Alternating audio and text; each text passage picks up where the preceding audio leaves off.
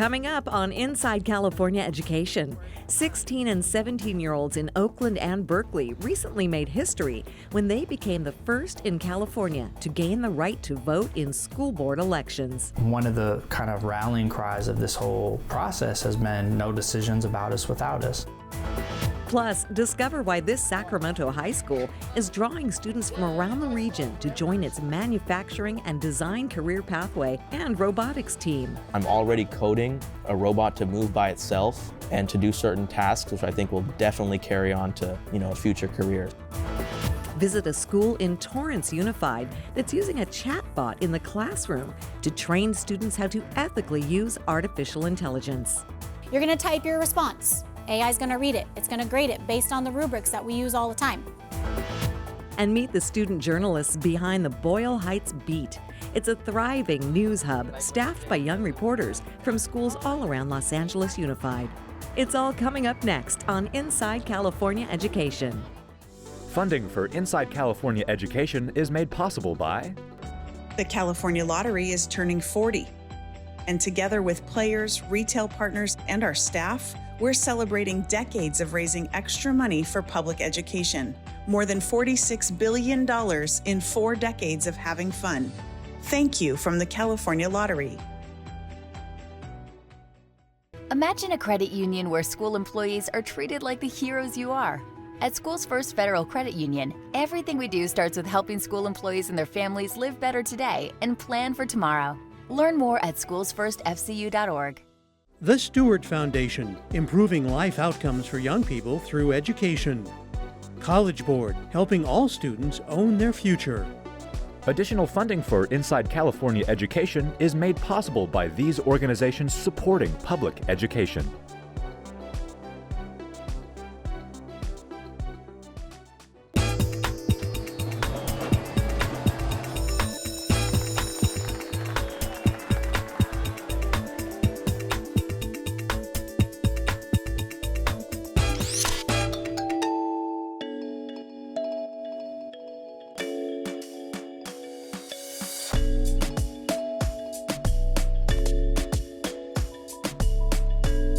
My biggest priority is being an educated voter.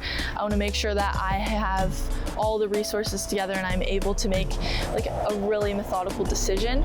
It's 5 days before Election Day, and Berkeley High School junior Allie is about to cast her vote. For the first time in California, 16 and 17-year-olds in the cities of Berkeley and Oakland are voting in the 2024 school board elections.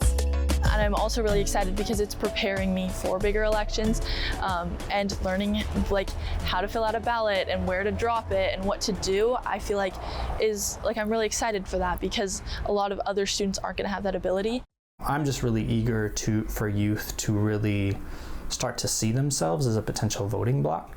Lucas Brecke-Meisner is the director of Oakland Kids First. He describes the nonprofit as a youth power-building organization. It was deeply involved in the effort to get the youth vote passed and implemented. Schools exist because of students, and students have so much experiential expertise of being inside these institutions. They have so much more lived experience in these public systems and yet have historically had no say-so. There's also so many studies that have showed that younger first-time voters are more likely to become lifelong voters. But the biggest reason is they want to be able to hold their elected officials accountable. It took more than 8 years to arrive at this moment. Berkeley passed a measure allowing youth voting for school boards in 2016. Oakland passed a similar measure in 2020. But it wasn't until 2024 that the Alameda County Registrar of Voters finalized a system that allowed 16 and 17-year-olds to vote with a special ballot that only includes a single race. Young people advocated for their voices to be heard throughout the long process. One of the kind of rallying cries of this whole process has been no decisions about us without us. I come from a minority group in Berkeley High School, and so our perspectives don't often get addressed, and I wanted to know why. High school senior Zamara is part of a group called Youth in Government that's involved in the youth vote effort. She says one of her goals is elevating the voices of students of color. There's issues like the achievement gap, which a lot of people aren't necessarily aware of, but we have the second highest achievement gap in the nation. We've had less diverse teachers in our school, and that's an issue that a lot of minority students have come up to me and talked about. And so advocating for more diverse teachers. Another issue that students say they want addressed is school bathrooms. They say they are often broken down and lack basic products. Making sure we're able to have access to those things is really important, and having students' voices being heard and candidates cater and really listen to students is really important. And the candidates are listening. Oakland students held a youth candidates forum in the month before the election. 7 out of 8 school board candidates attended, answering questions about the district budget, mental health, keeping students safe on campus, and other concerns. And what happened that night is that I heard directly from students, because of the kinds of questions that they asked, about what matters most to them. I don't think it necessarily changed my platform per se, because that was always informed by students, but I definitely tried harder to make sure that what I put out was something that was accessible to students. And when students invited me to speak to their organizations or to show up on a panel, I definitely showed up and prioritized that over other things. It's been really good to have the candidates kind of listen to students more and more, because they know they're getting our votes, because they are representing us. The role that young people play in these elections is significant, particularly in lower voter turnout districts. To think that a significant number of young people are going to be newly enfranchised in those districts, and that they are registering at a higher clip than some of the adults, I think can have, be of great consequence when it comes to these elections. By Election Day of 2024, just under 1,500 youth in Oakland and Berkeley were registered to vote. Ultimately, 575 young people cast a vote, although not every district in Oakland was up for a vote that year. Outside of Oakland and Berkeley, a handful of cities in Maryland, Vermont, and New Jersey allow youth voting. But the movement is growing. Hopefully, because of how things will evolve here in Oakland, it'll catch fire, and there will be other places across the state and across the country who will pay attention and want the same for their young people. And because we're the first municipality to do this, and because there is definitely an appetite from a lot of folks nationally, I think this desire to how do we make sure we get this right. And I think as we continue to work on advocating for our voices, other cities and other high schools will pick that up, and they'll have a smoother time implementing that within their own cities. Advocates for lowering the voting age to 16 say it's an effective way to strengthen the nation's democracy. According to Vote 16 USA, giving 16 and 17-year-olds the power to vote brings relevance to high school civics classes.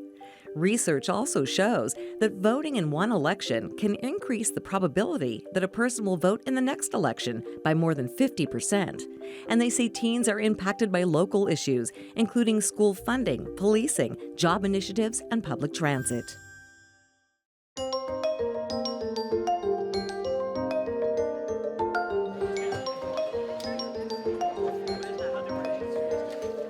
When it came time to pick a high school, Rachel knew exactly where she wanted to go, John F. Kennedy High School in Sacramento. That's because it offers a unique career pathway for manufacturing and design, also known as MAD. At JFK, you can go into the MAD program, and that really allows you to dive deeper into your interest for manufacturing and design and just engineering in general. That also allows you to go into more tailored classes for you. The program immerses students in the world of manufacturing, engineering, and design over a 3-year span, and they create some amazing things. In this class, students do a lot of project-based learning, so they're given some information to start, some guidelines. I give them necessary information. They make progress on whatever project they are working on, and they stop and ask very specific questions that they want answers to, and they remember because they wanted to learn that. Imagine it's like opening the doors on the machine. Starting freshman year, students learn computer-aided design and 3D printing. As sophomores, they're introduced to manufacturing engineering, and they learn to use laser cutters, 3D cutters, and other heavy machinery. Upper-class students operate various machines in JFK's state-of-the-art MAD facility to create advanced manufacturing projects. The manufacturing design program is kind of the crown jewel of our district. I mean, we get students from the whole county that want to come here to participate in this program because it's very, very unique from the sense of the abundance of machines we actually have. A lot of schools don't have this, so I think it's really important that there is a place for students to come and dive deeper into their love for engineering and design stuff. Rachel was inspired to join the school after seeing both of her older brothers graduate from the MAD program. 3 years into that same program, she knows she made the right choice. It really does allow for you to express your true wanting to do stuff. And especially being a girl, you know, it is a little bit intimidating sometimes because you might think of engineering as a male-dominated field. But when you come in, especially at JFK, it's super warm and welcoming, and it allows you to make a space for other people as well. The program is aimed at providing students with opportunities and choices after they graduate high school. The choice to go straight to work, the choice to go to college and further their learning in something that they love. And for students still in high school, there's another choice. They can join the JFK robotics team, an after-school club where students collaborate to design, manufacture, and program their own robot from scratch. A robot that will then compete against others in a competition called the First Tech Challenge. First Robotics is work-based learning for a lot of these students. They get to use their design, their manufacturing skills, and push them to another level where they're now working within a team, building soft skills and really elevating themselves to a new level in terms of pushing themselves outside of their comfort zone. I mean, it put me into a whole new world of engineering, and I'm honestly super amazed how much I've been able to learn just by being in robotics, working with a team. And so with MAD and robotics, I know I'm just not doing a bunch of random work, and this work will definitely be applied in the future. If you love building things, if you love designing things, if you love, for some reason, finite element analysis, this allows you to realize that and say, okay, I can zoom in on exactly what I want to be doing and enjoy every step that I take after high school. And some students, like Keith, have already begun zooming in on a career path. I think robotics sparked my interest for making rovers for NASA. That's the biggest thing that I think I want to do in the future. I'm already coding a robot to move by itself and to do certain tasks, which I think will definitely carry on to a future career. So it has definitely stuck with me for a long time. Building upon their success, John F. Kennedy High School plans to expand their program to make it available to even more students in the region. It's a great time when you have the students and your staff excited about trying new things, and the key thing is the opportunities for the kids. When kids have stuff that motivate them and they're engaged with, sky's the limit. Still ahead on Inside California Education, go inside Boyle Heights Beat.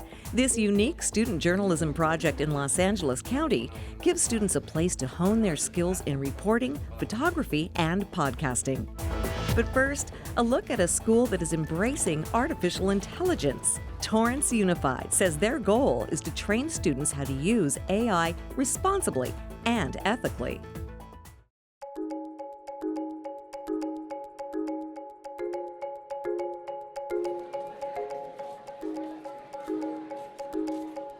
Artificial intelligence, a few years ago, little more than a futuristic vision. Today, a technology and a tool that's rapidly becoming part of every aspect of our lives, including in our public school classrooms. If we're not teaching students how to think with AI, they're going to let AI think for them. Taryn Kareem plays a key role in bringing AI into the classroom at Torrance Unified, an effort the district began in the 2023-24 school year. As an educational technology teacher, she helps develop model lessons for students from elementary to high school and holds sessions for teachers, showing them how to use AI responsibly and ethically. Torrance Unified is definitely leading the path when it comes to innovation with regard to integrating technology into the classroom. One of the risks sometimes is just going a little bit too fast and doing too much too quickly. So we wanted to create the policies and guidelines before actually bringing AI into the classroom. Classrooms in Torrance Unified use School AI, an educational platform where teachers can generate learning materials and create spaces for students to chat with an AI assistant. We're going to read and annotate that article, making sure that we understand what's happening. Then we're going to jump into our AI conversation. Today at North High School, students in Miss Tibble's junior English class are using the chatbot to prepare for standardized tests in the spring. With AI, we're trying to find ways to use it to enhance learning. It's not about just using a tool because it's available. If we have a skill we want to work on, like say want to work on synthesis or analysis, we're trying to find ways to incorporate AI to help students get at that skill specifically. This time it's going to give you multiple choice questions. You have 10 multiple choice questions. And what we're going to do is you're going to give it an option. Then it's going to tell you whether the question's right or wrong. The chatbot grades students' responses with answer keys and rubrics provided by the teacher. The goal is to help each student's interaction with the bot feel more personalized. You're going to type your response. AI is going to read it. It's going to grade it based on the rubrics that we use all the time. It individualizes the instruction for them because it meets the student where they're at. So if students who are maybe more high achieving or a little bit more engaged in the process, it's going to push them where they are. And then those who need that extra support, it's going to come alongside them and modify the conversation. So if there was a consistent pattern of all the students not understanding the concept of rhetoric or persuasive language, AI can focus in on that and give support as needed for students based off of how they demonstrate their understanding.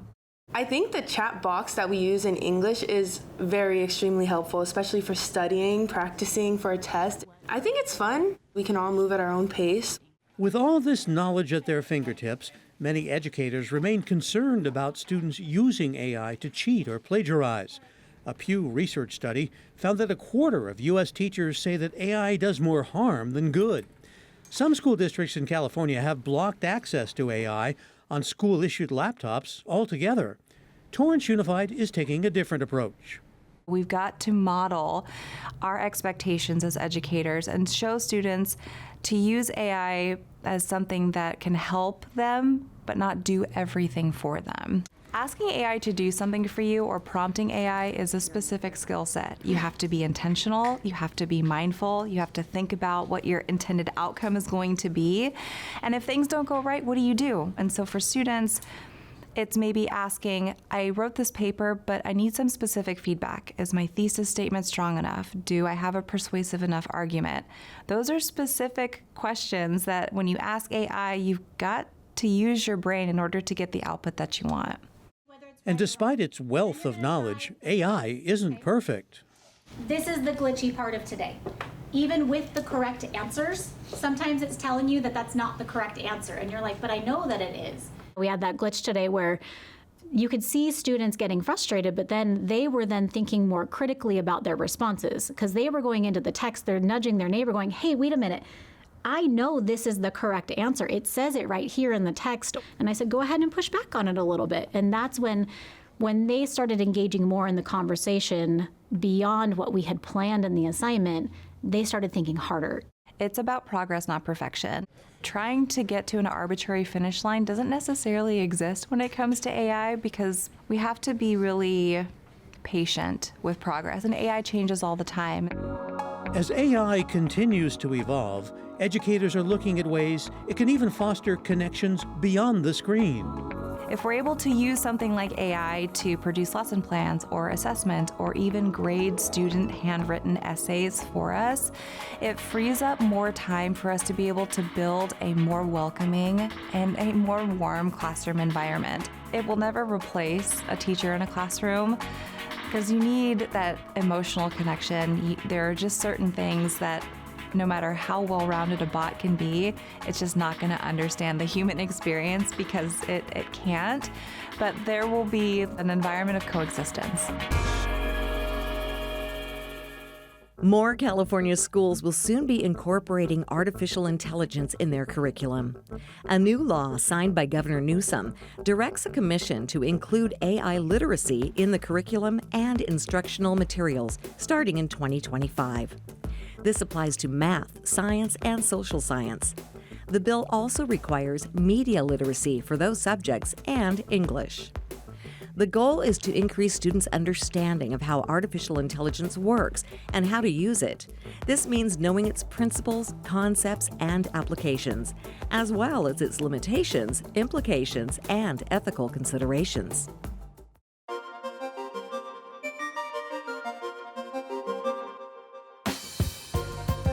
Big ideas are being born inside this small but mighty meeting. This is the newsroom of Boyle Heights Beat, a news outlet in East Los Angeles where budding journalists are pitching and discussing hyper-local stories they want to cover. Destiny is a senior at Mendez High School on LA's East Side. She's back at Boyle Heights Beat for her second year, learning about journalism as well as trading teenage doubt for a microphone and a mission. I'm able to gain new skills, like skills that I'm gonna need for the future. Like for example, like I talked to a lot of new people with like the people that I've interviewed, and like I feel like before I was like a really shy person and like I didn't really like communicate with like people that were like outside of my comfort zone. But with like Boyle Heights Beat, I learned to like make new connections and like actually speak to new people without being afraid. So that's why I feel like it's really gonna help me for like my future career. Oh, you can see it in their glasses. Give a smile. Today's journalism lesson is in the field and how to use these reflectors to bounce sunlight onto their subject to be videoed and photographed. There are 30 students enrolled in this after-school production. They are recruited from schools throughout Los Angeles Unified School District. Together, these students work hand in hand with professional journalists. This is full immersion in print and digital media, photography, and podcasting. David is a senior at Mendez High, telling stories he says no one else might tell. Being part of Boyle Heights Beat, I've learned so many stories. I remember during one of my times, I had done a photo essay on a food vendor near my school, but once I started talking to him, I found out his story, how he had been there before the school even got built, how he saw all that create, what happened before it. And then he also told me a story how he went through like an attack. And I feel like sometimes those stories aren't heard. All you have to do is ask and you'll know. And a organization like this helps that. It helps kids like me go out and learn more. And that's something that I really appreciate about it. Bienvenidos to the latest Radio Pulso, the Boyle Heights Beat podcast. My name is Valentina Guevara, and I'm... Content creation continues in the podcast studio, where student journalists produce Radio Pulso, covering topics from controversial construction projects to spotlighting local comedians. It's news by and for the community. We build you up for the real world because you're in the real world. Carmen Gonzalez is the student journalism manager of the Beat. She's seen a lot of changes, even making news. In 2024, Boyle Heights Beat was integrated into the LA Local News Initiative and serves as a national model to launch similar publications. Created in 2010, the Beat's newsroom and student journalism programs are funded through foundations and individual support, allowing more than 300 students to come through this program, including Carmen herself in 2017. Her story at the Beat runs deep. What is happening here, what we're creating here, is, a lot of these students are first-generation students who are going off to college, in a year or so once they join the program. And I remember entering even at community college and being so ahead from my peers in just basic email etiquette. They don't teach you that in high school. The Beat is bilingual, and when students get their work published, they get paid. But for David, this experience is much more than money can buy. It's really helped me just express myself a lot. I found it to be like a form of therapy. Apart from just writing and like giving out the news, it's helped me find a sense of therapy for myself, just to be able to find peace and also share it with other people. I feel like photography is something that it not only belongs to one, but many people can see it and also interpret it their own ways. And I feel like what we learn here, it's not just based in the classroom, it could be used anywhere. That's it for this edition of Inside California Education. If you'd like more information about the program, log on to our website, insidecaled.org. We have stories from all of our shows, and you can connect with us on social media. Thanks for joining us. We'll see you next time on Inside California Education.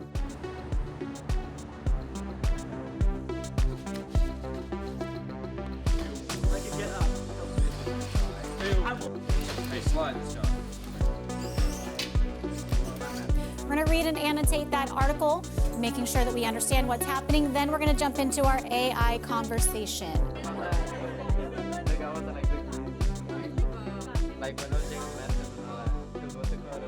Funding for Inside California Education is made possible by the California Lottery is turning 40.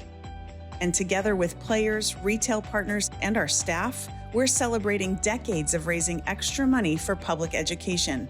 More than $46 billion in 4 decades of having fun. Thank you from the California Lottery. Imagine a credit union where school employees are treated like the heroes you are. At School's First Federal Credit Union, everything we do starts with helping school employees and their families live better today and plan for tomorrow. Learn more at schoolsfirstfcu.org. The Stewart Foundation, improving life outcomes for young people through education. College Board, helping all students own their future. Additional funding for Inside California Education is made possible by these organizations supporting public education.